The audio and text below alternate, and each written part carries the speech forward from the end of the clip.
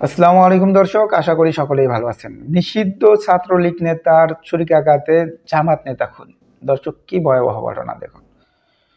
নিষিদ্ধ ছাত্রলীগ নেতারা এখনো অস্ত্রশস্ত্র নিয়ে ঘোরাঘুরি করে বা তাদের কাছে অস্ত্রশস্ত্র থাকে, এটাই কিন্তু প্রমাণ হয় দর্শক। এবং তাদের কোনো ভয় নেই, যার কারণেই এইভাবে তারা যে কোনো মানুষ খুন করতে পারছে দর্শক। দর্শক, কক্সবাজারের সদর উপজেলায় নিষিদ্ধ ছাত্রলীগের নেতার ছুরিকাঘাতে এক জামাত নেতা খুন করা হয়েছে। গতকাল সোমবার 29 সেপ্টেম্বর রাত 8টার দিকে উপজেলার চৌফলন্দি ইউনিয়নের নতুন মহল বাজারে এই ঘটনাটি ঘটে। অর্থাৎ এটা গতকাল রাত 8টার দিকে ঘটে দর্শক। নিহত জামাত নেতার নাম আমজাদ হোসেন, বয়স 25। তিনি কুরআনের হাফেজ ও স্থানীয় ওয়ার্ড যুব জামাতের সভাপতির দায়িত্বে ছিলেন। এছাড়াও তিনি ওই এলাকার মৃত নুরুল কবিরের ছেলে। অপরদিকে ঘাতক ছাত্রলীগ নেতার নাম রাফি, তিনি নিষিদ্ধ ছাত্রলীগের ওয়ার্ড সভাপতি। এছাড়াও তিনি একই এলাকার সৈয়দ নূরের ছেলে। প্রত্যক্ষদর্শীরা জানান, জমি সংক্রান্ত কারণে স্থানীয় সৈয়দ নূর তথা রাফির পরিবারের সঙ্গে নিহত আমজাদ হোসেনের পরিবারের বিবাদ ও মামলা মোকদ্দমা ছিল। অর্থাৎ পূর্ব থেকেই তাদের জমি জমা সংক্রান্ত বিষয়ে সমস্যা ছিল দর্শক।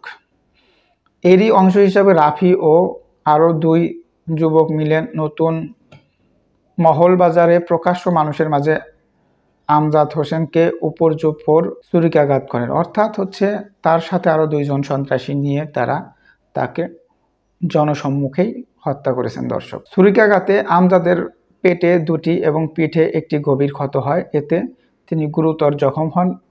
আঘাত করে হামলাকারীরা পালিয়ে গেলেও প্রত্যক্ষদর্শীরা উদ্ধার করে ঈদগাহ হাসপাতালে নেওয়ার পথে মৃত্যু হয় আমজাদের। অর্থাৎ খুনিরা, ছাত্রলীগের এই খুনিরা তাকে ছুরিকাঘাত করে পালিয়ে গেলেও আমজাদকে তারা হাসপাতালে নেওয়াকালীন তিনি মারা যান দর্শক। এ ব্যাপারে জানতে চাইলে নিহত আমজাদের বড় ভাই কক্সবাজার সদর উপজেলা ছাত্র দলের যুগ্ম আহ্বায়ক সাদ্দাম হোসেন বলেন, আমার ভাই আমজাদকে ছাত্রলীগের চিহ্নিত অস্ত্রধারীরা পূর্বশত্রুতার জেরে ছুরিকাঘাতে নির্মমভাবে খুন করেছে। অর্থাৎ ওনার বড় ভাই ছাত্র দলের একজন যুগ্ম আহ্বায়ক এবং তিনি দাবি করেছেন যে তাকে ওই ছাত্রলীগের চিহ্নিত অস্ত্রধারীরা পূর্বশত্রুতার জেরে ছুরিকাঘাতে নির্মমভাবে খুন করেছে দর্শক।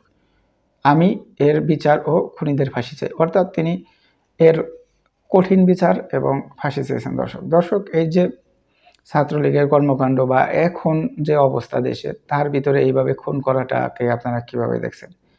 এটা তো অবশ্যই এক ধরনের দুঃসাহসিকতা ছাড়া আর কিছুই না দর্শক। এই ধরনের দুঃসাহসিকতা যেন কেউ না দেখায়, কেউ যেন অস্ত্র হাতে তুলে না নেয়, অর্থাৎ আইন হাতে তুলে না নেয়, এটার অনুরোধ থাকবে সবার জন্য। আর এই ধরনের জমি জমা সংক্রান্ত বিষয় নিয়ে সকলকে সতর্ক থাকা উচিত। আর যার যার পাওনা সঠিকভাবে বুঝিয়ে দেওয়া উচিত দর্শক। এই বিষয়ে যদি আপনাদের কোনো মতামত থাকে তাহলে অবশ্যই কমেন্টসে জানাবেন।